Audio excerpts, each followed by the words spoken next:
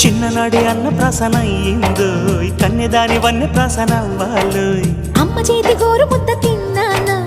అందగాడి గోటి ముద్ర కావాలో